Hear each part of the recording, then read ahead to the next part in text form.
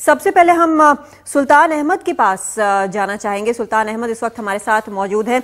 अहमद साहब, आपको लगता है क्या कि बड़ी गलती हो गई, पहले से समझ में नहीं आया या इग्नोर किया गया कहीं ना कहीं जो हुआ है? ये गलती नहीं है, ये चिट फंड बंगाल में तकरीबन 70 और 80 दशक से चल रहा है। 80 दशक में एक बहुत बड़ा इसी तरह का घपला हुआ था संचयिता। इसमें ये संचयिता में ये था कि शहर के लोग थे इन्वेस्टर,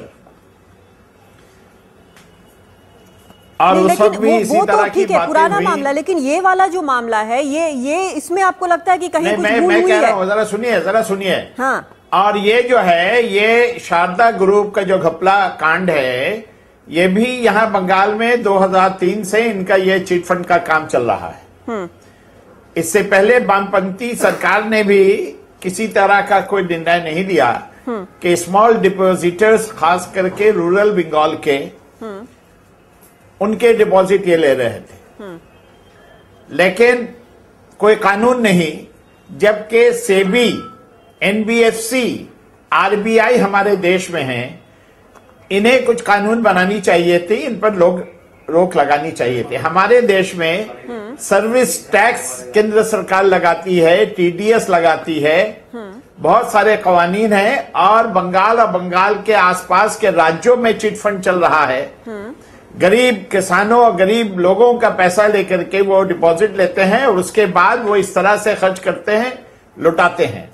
सुल्तान अहमद साहब, दो चीजें जो आपने बोली है, पहली ये कि 80 के दशक से ये शुरू हुआ है, दूसरी ये कि केंद्र सरकार को क्या कुछ करना चाहिए था। ये दोनों चीजें हम उठाएंगे, लेकिन आप क्या ये कहने की कोशिश कर रहे हैं कि राज्य सरकार की, तृणमूल कांग्रेस की कोई जिम्मेदारी नहीं है जो कुछ हुआ? अब ये देखिए, जैसे नहीं, ये राज्य सरकार है, मेरी सरकार ने, यहाँ की सरकार ने, माननीय मुख्यमंत्री ने सोमवार को, हफ्ते दिन का भी टाइम नहीं दिया, विधानसभा सेशन उन्होंने बुलाया है, नया बिल लाने की बात हो रही है। 500 करोड़ का कॉर्पस इन्होंने अपना बनाया है, जो डिपॉजिटर्स हैं, गरीब लोग हैं, जिनके पैसे मारे गए हैं, उन्हें देने का, ठीक है, उन्हें वापस मिले, इसकी तैयारी हो रही है। कमीशन किया गया है, 2 एसआईटी टीम बनाई गई है, छानबीन शुरू हो गया है कि कौन लोग ये सब तो, लेकिन ये होने के बाद 500 करोड़ का मामला है सुल्तान अहमद साहब, 500 करोड़ का मामला है, तो अभी तक 1200 करोड़ से लेके 7000 करोड़ तक के घपले का अंदाजा लगाया जा रहा है। यहाँ पर नीलोत्पल बासु भी हमारे साथ बैठे हैं। बासु साहब, जो यहाँ पर सुल्तान अहमद करें, मैं आ रही हूँ अहमद साहब आपके पास, जवाब आप ही के सवाल का जवाब मांग रहे हैं। 80 के दशक से बोल रहे हैं, यानी कि लेफ्ट की जो सरकार है उसके वक्त से बोल रहे हैं कि लगातार हो रहा है, और लेफ्ट की सरकार ने कुछ नहीं किया। लगातार नहीं हुआ है, 2 बार जरूर हुआ है, और ये भी सही बात है कि कानून का जरूरत है।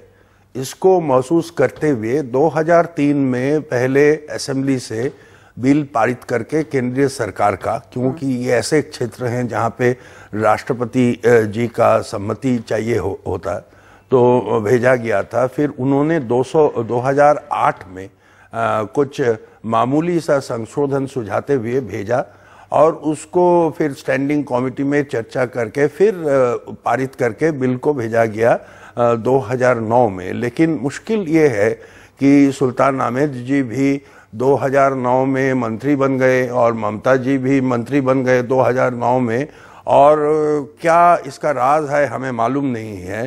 2009, 2010 इसके दौरान 12 बार प्रदेश सरकार से आग्रह किया गया कि ये सम्मति दे दीजिए। और मैं एक ही सिर्फ सवाल पूछूंगा कि आज के सरकार को कब पता चला कि इतना खतरनाक, और जो अनुमान आप लगा रही थी ना, आम तौर पे यह माना गया है 17,000 करोड़ से 22,000 करोड़ नुकसान हुआ है, मतलब इसके ऊपर कोई विवाद नहीं है।